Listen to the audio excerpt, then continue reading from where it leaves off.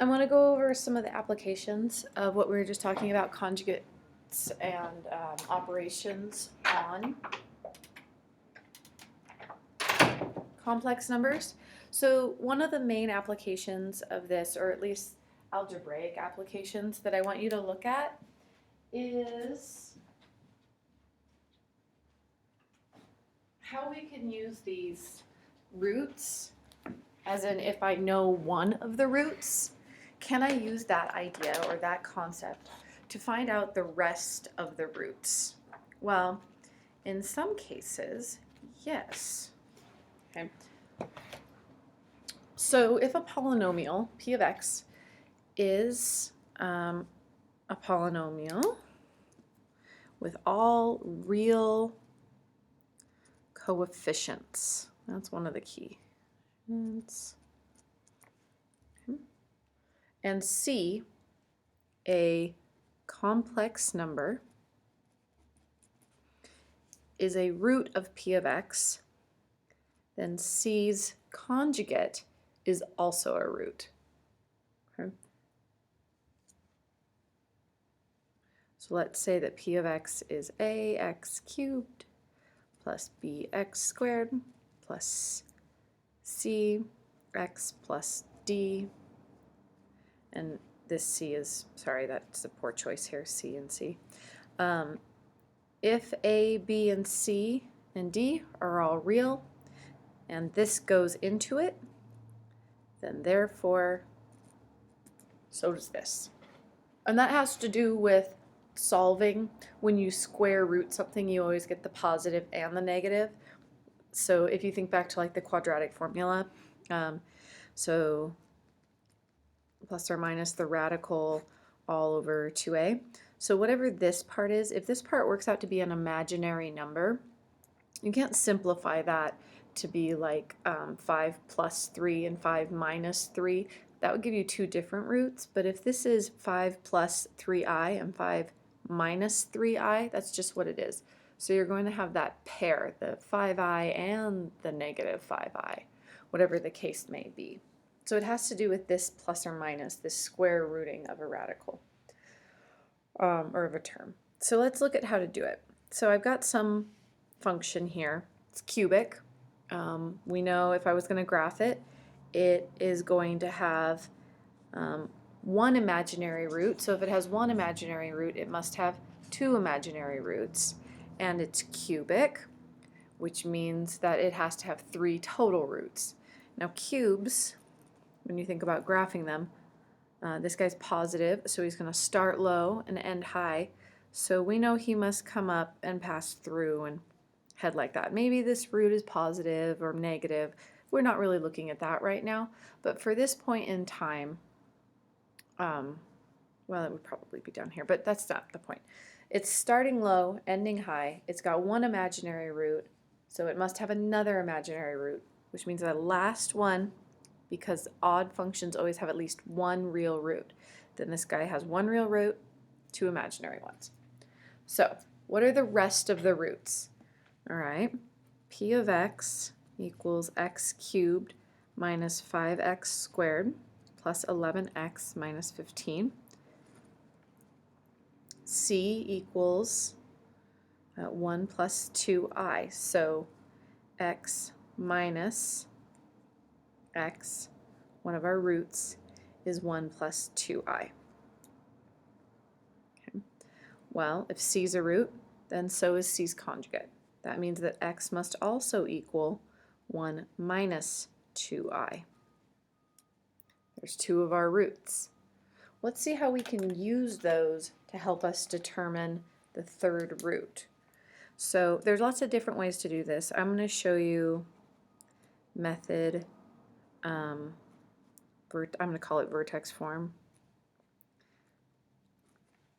as one of the methods. This is the one I always use, but you can choose to do other ways also. Method 1, vertex form. So I'm going to take these two roots that came from x minus h squared plus k equals 0. So these two answers could have come from something like this, right?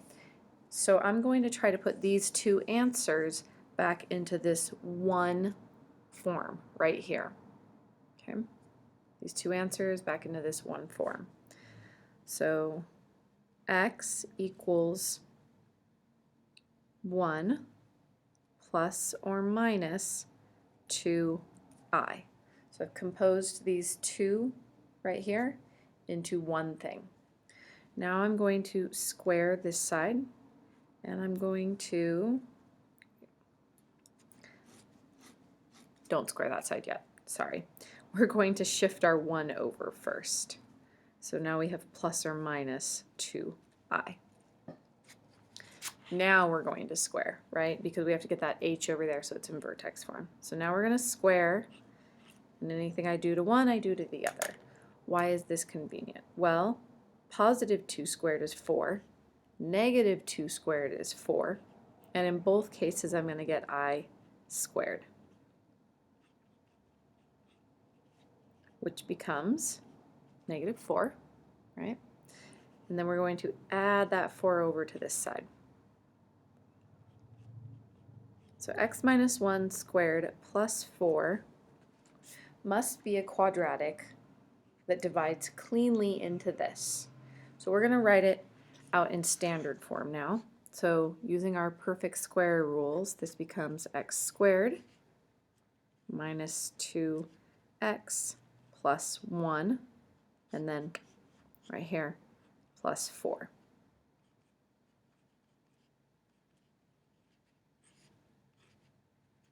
So that right there must be one of the factors of this polynomial. Okay, so this right here divides into this. All right, so q of x is a factor of p of x. So I could then take my cubic and do some long division. Oh great, long division, we all love it.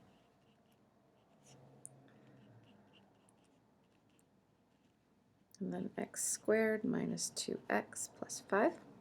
X squared goes into x 1x times, and then remember, we're going to multiply this component to each of those and then write that underneath. Okay. 1x times x squared is x cubed, and they match, which they should because we wanted to know how many times this went in exactly. Negative 2x squared and 5x. Now we're going to subtract this from this.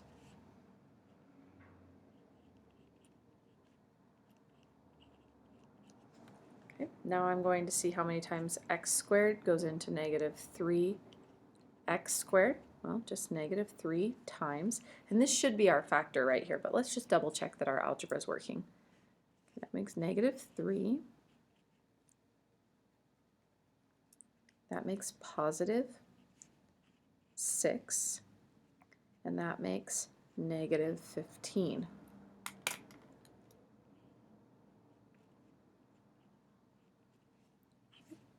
So we're going to subtract that from that. And yes, we get 0, which we expected to. So that means that this is the third factor right here. So our third root must be, this is the third factor, which means that x equals 3 is a root. So there are other methods to doing this, which we can look at at class on Monday. We could also use sort of our intuitive knowledge about multiplying polynomials together. If this, when I say p of x is this cubic, is some, this is 1, right? So q of x multiplied by some other factor is this polynomial. We'll just say like x minus p or something like that. Okay, so we know that this number and this number I'll make it plus b. This number and this number have to multiply together to make the last term of my cubic. So I could also just say, hey, 5 times what is negative 15? 5 times p must be negative 15. So p then must be negative 3. That means that x minus 3 is a root. And man, that would have saved me some time instead of doing all this long division. So that's also a strategy that you can use. I also would like to look at one DP question.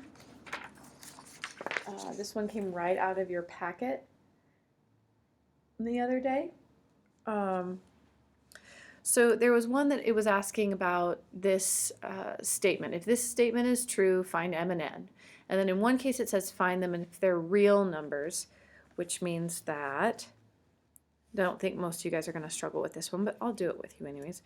We're going to distribute our m, so it becomes 4m minus 5im plus 4n equals 16 plus 5i.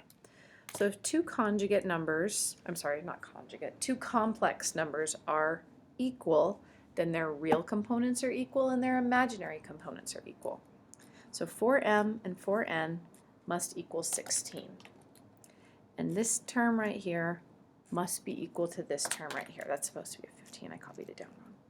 So we can use that to help us set up two equations, one for the real and one for the imaginary. So 4m plus 4n equals 16,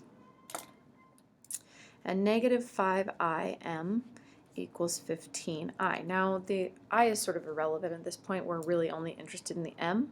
So we're going to divide out this and be left with m is negative 3. That's cool. Well, if m is negative 3, I can pretty quickly figure out what n is.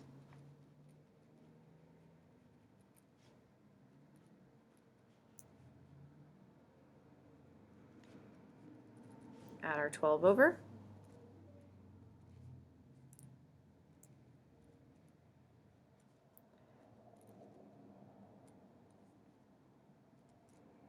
N must be 7. Okay, that's the easy one.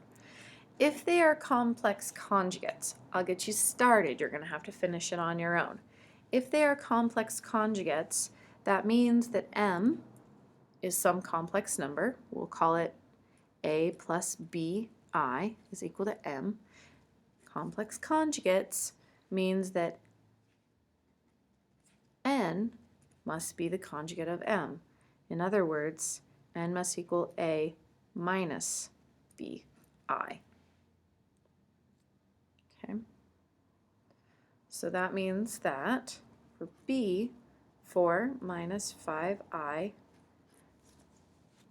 times m, which we let be a plus bi, plus 4n, a minus bi, must equal 16 plus 15i. So I actually did most of the hard stuff for you. So I want you to finish this up for the next time I see you in class. So try it.